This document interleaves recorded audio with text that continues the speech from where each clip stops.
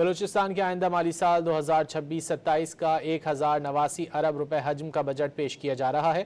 صوبائی وزیر خزانہ شعیب نوشروانی بجٹ پیش کر رہے ہیں۔ اس بارے میں مزید جانیں گے ڈان نیوز کے نمائندے عبداللہ ظہری سے۔ عبداللہ، بجٹ کی تفصیلات سے آگاہ کیجیے گا۔ عبداللہ بتائیے بجٹ میں کیا کچھ رکھا گیا ہے؟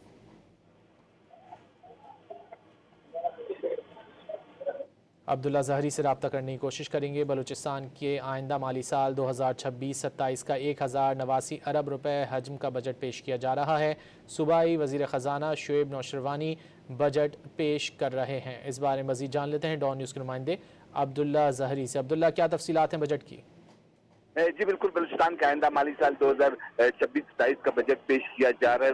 صوبائی بجٹ سرپلس ہونے کے ساتھ ساتھ ٹیکس فری بجٹ قرار دیا گیا۔ اس حوالے سے صوبائی وزیر خزانہ میر شعیب نوشروانی یہ بجٹ پیش کر رہے ہیں، جبکہ اس بجٹ میں جو سرکاری ملازمین کی تنخواہوں میں اضافہ 7% کیا گیا جو وفاقی حکومت کے طرز کے برابر۔ اس کے ساتھ ساتھ بجٹ کے اگر خد و خال دیکھیں تو آئندہ مالی سال کا مجموعی بجٹ 1089 ارب روپے اور 26 کروڑ روپے، جس میں 280 ارب روپے تک جو بجٹ کا تخمینہ لگایا گیا، جو غیر سرکاری جو ترقیاتی منصوبوں کے لیے مختص کیا گیا، جبکہ غیر سرکاری بجٹ کا تخمینہ 780 ارب روپے لگایا گیا۔ اس کے ساتھ ساتھ بجٹ میں پبلک ٹرانسپورٹ پر ٹیکس مکمل معاف کیا گیا، جبکہ نئی الیکٹرک گاڑیوں پر 100% ٹیکس فری کیا گیا، جبکہ جائیدادوں پر بیمہ ٹیکس کے ساتھ ساتھ معافی کا بھی اعلان کیا گیا۔ مجموعی طور پر اگر ہم دیکھیں تو کوئی سلیمان ڈویژن کا قیام واشک ڈیولپمنٹ پلان کی طرز پر متاخر ڈیولپمنٹ پلان بھی آئندہ مالی سال کے بجٹ کے لیے منصوبہ رکھا گیا، جبکہ 500 الیکٹرک ویل چیئر جو معذور افراد کے لیے